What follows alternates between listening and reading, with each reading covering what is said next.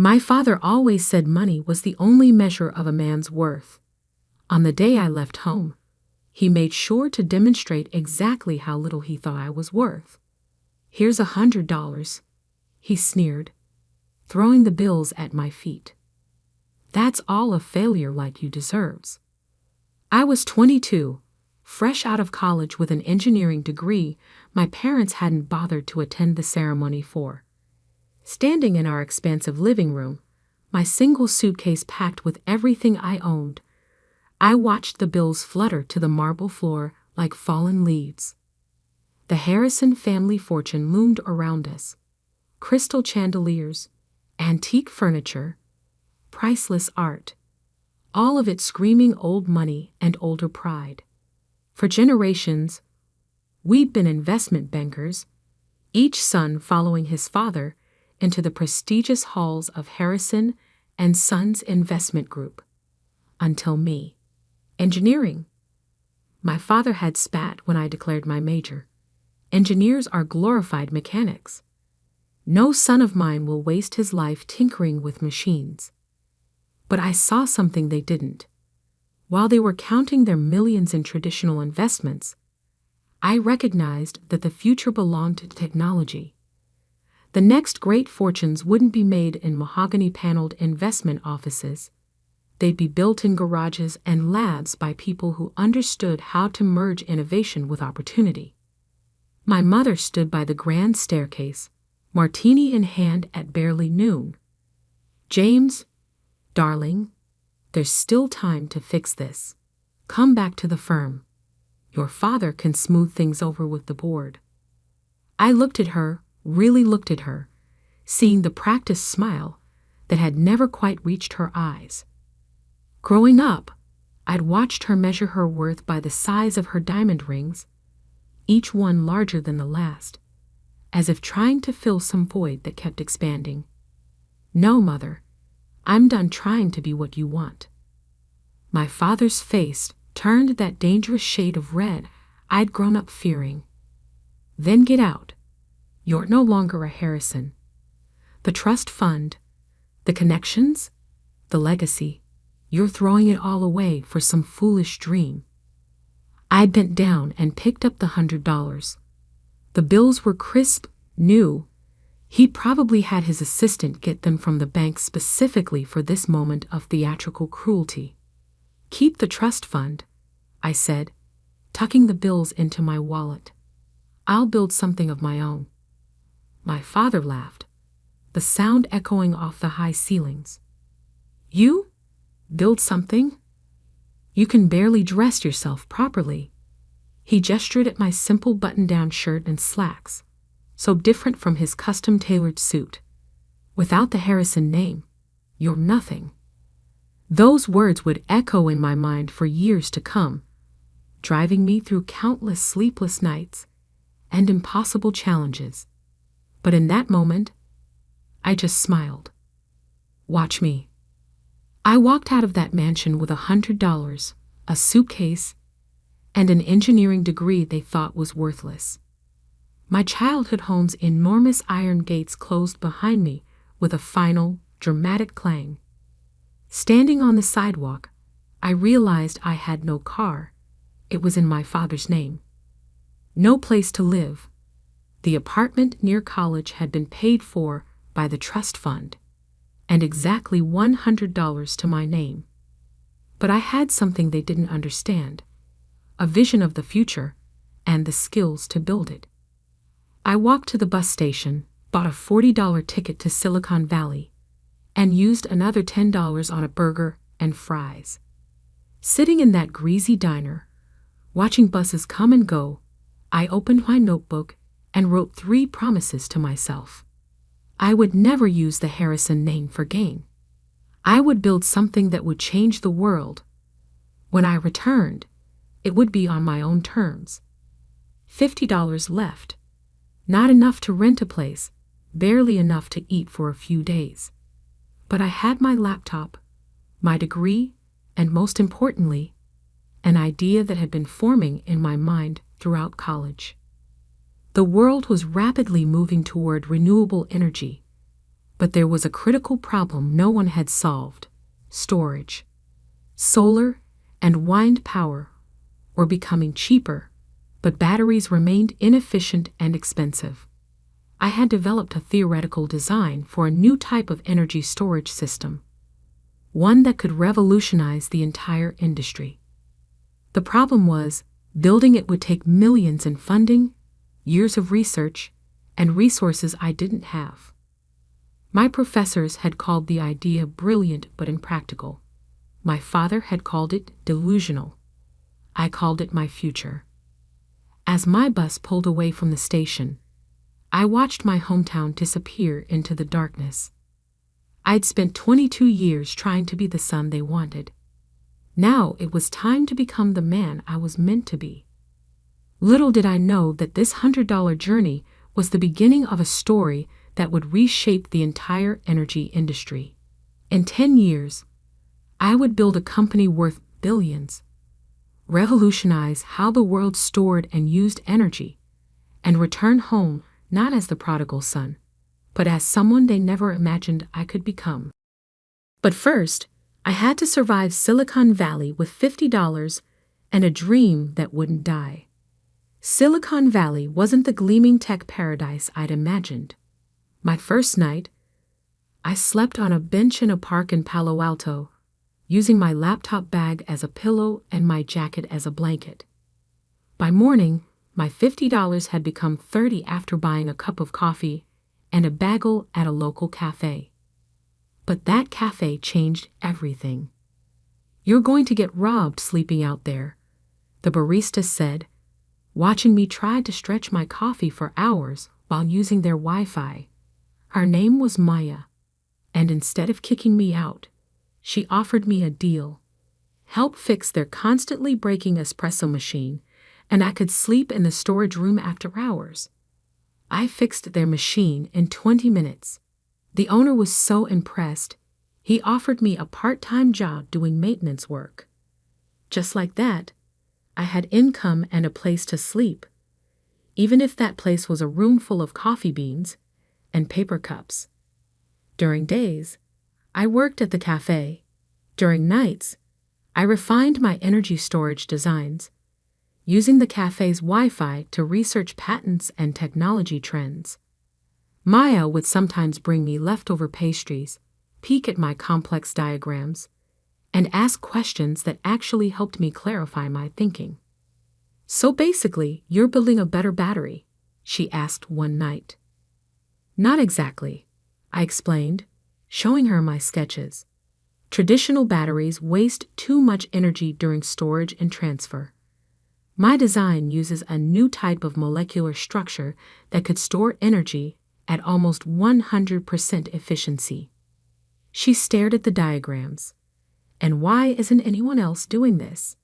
"Because it's theoretically impossible," I grinned. "But I think I found a way." 3 months of cafe work gave me enough savings to rent a tiny room in a shared house with 5 other tech dreamers. It wasn't much, but it had a desk where I could work.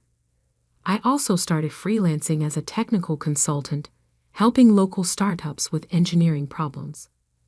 That's how I met David Chen. "Your solution for our power management issue saved us months of work," he said after I'd helped his startup fix a critical hardware problem. "What else are you working on?" I hesitated, then decided to take a chance. I showed him my energy storage designs. David was silent for a long time, staring at my detailed technical specifications. Finally, he looked up. "This could change everything, but you'll need serious funding to build a prototype." I know. I didn't tell him about my family's wealth, about the trust fund I'd walked away from. "I'm working on it." David proved to be more than just another client. He introduced me to Dr. Sarah Wong, a leading researcher in molecular engineering at Stanford. She spent 6 hours grilling me about my designs, trying to find flaws in my theories. "It's ambitious," she finally said. "Maybe impossible. But if it works," she paused. I have some connections at Berkeley's Energy Research Center. Would you be interested in using their lab facilities? Would I be interested in accessing one of the world's top research facilities? Yes, I managed to say calmly. I would. For the next year, I worked 4 jobs: cafe maintenance in the mornings, freelance consulting during the day, research at Berkeley's labs in the evenings, and refining my designs late into the night. I lived on energy drinks and determination. Then came the breakthrough. It happened at 3 a.m. in the Berkeley lab. I'd been testing different molecular configurations for weeks, trying to find the perfect structure for energy storage. When the test results came back, I checked them 3 times because I couldn't believe what I was seeing. It worked. The prototype stored energy at 98.7% efficiency, nearly perfect energy transfer, something that was supposed to be impossible. Dr. Wang verified my results herself. "This isn't just a breakthrough," she said, staring at the data. "This is revolutionary." Within a week, I had meetings with 3 major venture capital firms. David helped me prepare my pitch, and Maya came over every night to help me practice, throwing tough questions at me until my answers were perfect. The first 2 VC firms said the same thing: brilliant, but too risky. The third meeting was different. "Your technology could revolutionize renewable energy storage," said Alexandra Martinez, the lead partner at Quantum Ventures. "But why should we trust a 23-year-old unknown?" I met her eyes. "Because I've spent the last year proving impossible things are possible. Give me a chance to prove one more." They invested $5 million for a 25% stake in my company, which I named Nova Energy Systems. The name was a private joke, a new star rising from nothing. I moved the research to our own facility, hired a small team of brilliant engineers, and worked harder than ever. We faced countless technical challenges, numerous failures, and moments when it seemed everything would fall apart. But 2 years later, we did it. Our first commercial-scale energy storage system was ready for testing. When the results came in, they exceeded even our highest expectations. Our system could store and deliver energy with 99.1% efficiency, nearly 3 times better than the best existing technology. The energy industry exploded with interest.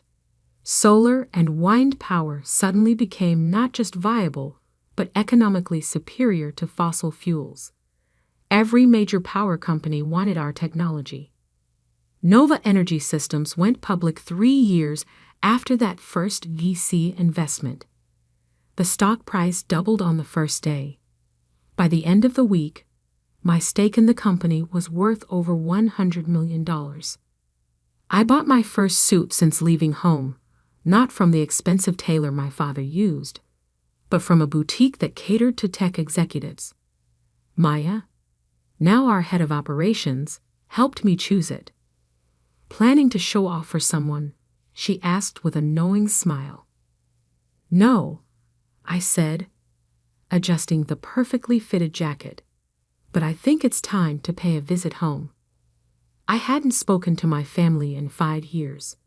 Through business news and social media, I knew Harrison & Sons Investment Group was struggling.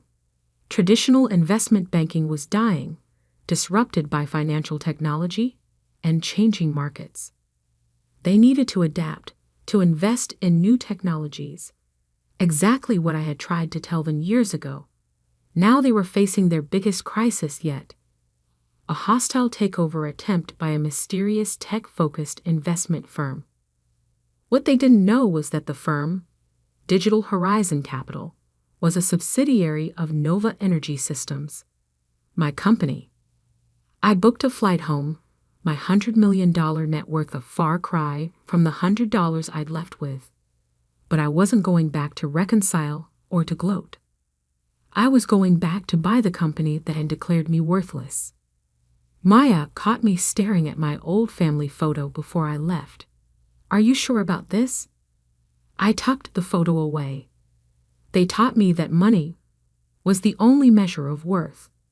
Time to show them exactly what I'm worth. I didn't know then that my return would shake the Harrison family to its core, that my revenge would be both sweeter and more complicated than I'd imagined, or that the $100 lesson they taught me would end up costing them everything.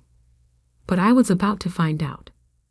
The Harrison and Sons Investment Group headquarters hadn't changed. The same imposing limestone building, the same gold lettering, the same air of old money arrogance. But this time, I walked in through the front door not as the disappointing son, but as the CEO of the company trying to acquire them. Mr. Blake here to see the board, I told the receptionist, using the name I'd adopted after leaving. She directed me to the top floor, not recognizing the prodigal son returning home. The Harrison boardroom was exactly as I remembered. Dark wood paneling, oil paintings of past chairmen, the family crest carved above the fireplace. I played under that table as a child, listening to my father negotiate deals and destroy competitors.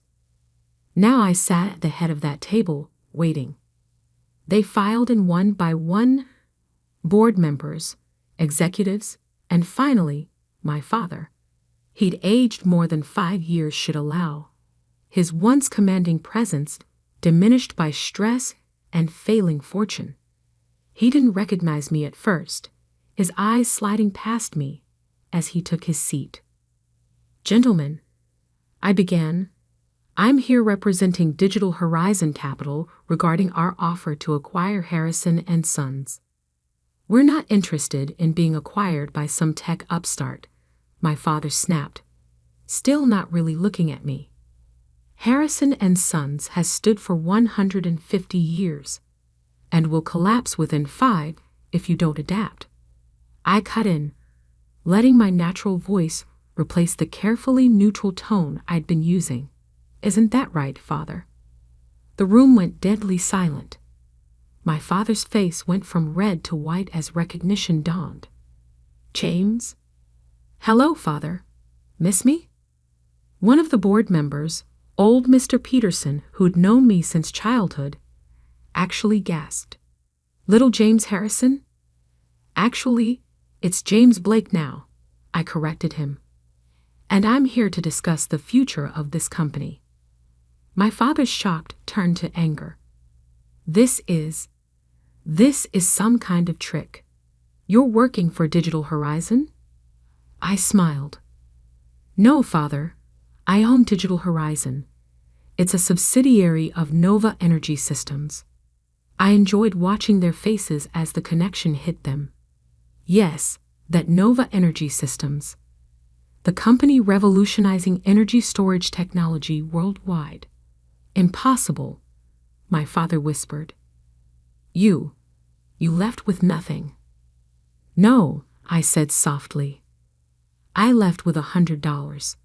Your last lesson about the value of money. Would you like to know what that lesson bought? I nodded to my assistant, who began distributing folders to each board member. Nova Energy Systems is now worth $4.2 billion. Digital Horizon Capital, which you somehow failed to investigate properly, is our investment arm.